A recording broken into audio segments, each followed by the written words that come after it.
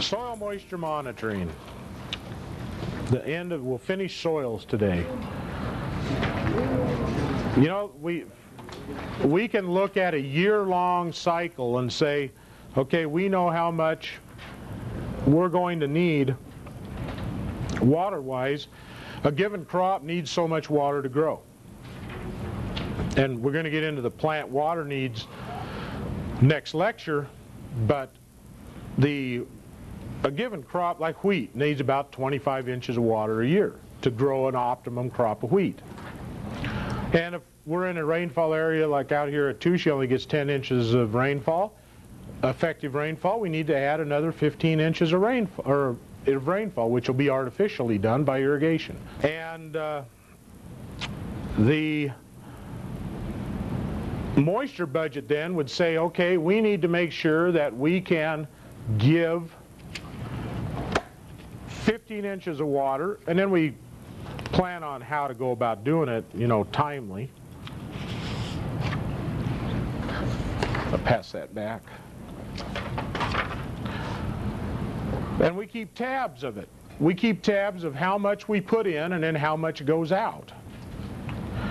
And one of the simplest ways has been used for years and years and years and years is an evaporation pan. Evaporation pan is a galvanized miniature horse trough. Looks like a little miniature horse trough. They're like 5 foot in diameter, a foot or so deep. And they're made out of galvanized steel. So they have long life, and it's kind of a reflective surface, but they're all standardized. They're all made the same. And what you do is you monitor how much water evaporates off of the surface of that every day. Okay, and so we can monitor the evaporation rate on a daily basis from a free water surface. So it has to be out away from any shade. You don't want it in any less or greater wind conditions than the average conditions in the area. So it has to be kind of out in an open field where this thing sits. Now here in this valley they have it down at the Whitman Mission. And the ranger at the mission every day goes out and measures how much evaporated over the previous 24 hours. And it's recorded every day.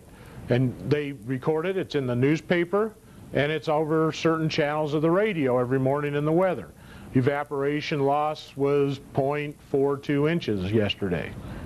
He goes out every day about 5 in the morning and reads it up through the growing season. So he probably, tomorrow will probably be his last day of monitoring it for the year. Usually they go through like the end of October when they're doing this. Well, every day then we know how much evaporated off our swimming pool, if we have one of those, or off our stock pond or our irrigation pond, because whatever evaporated out of that pan is pretty much what's going to evaporate off a free water surface. That doesn't really tell us what's happening with the crop. But then what we do is we have a crop multiplier.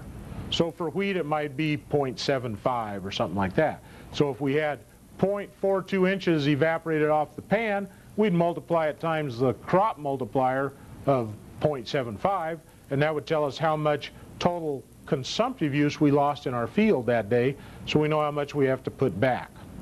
And if we're not going to irrigate for 10 days, we add up those 10 days and figure out how much total water was used over 10 days, so we know how much we have to irrigate back when we get back there 10 days later with our hand line or our wheel line.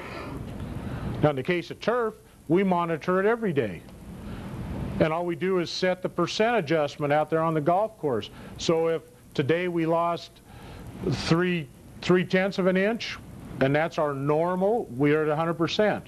The next day we lose 25/100ths of an inch, well, we didn't lose as much, we don't need to irrigate as much back on. So we set the controller down to 80%. So we only put on 80% and we get our 25/100ths, or 82%. And so we can just adjust it day to day to day to day.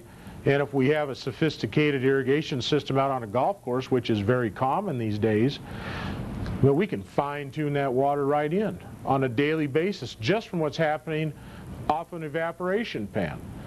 And we've gone beyond that now. We've got weather stations at a lot of these golf courses that are giving us almost perfect consumptive use numbers to know how much to put back on a nightly basis on a golf course.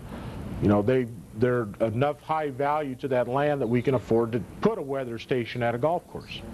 Now we have a weather station right out the door out here. So on our little golf course, we have a weather station. We could water that accurately.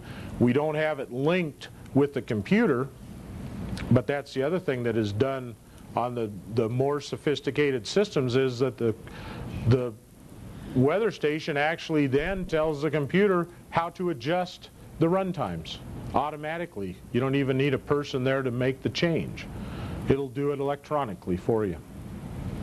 It does the math, it calculates the ET for the previous day, and adjusts the percent run time on the circuits for that night. Slick as a button. Now most of us have to go out and do that on a day-to-day basis.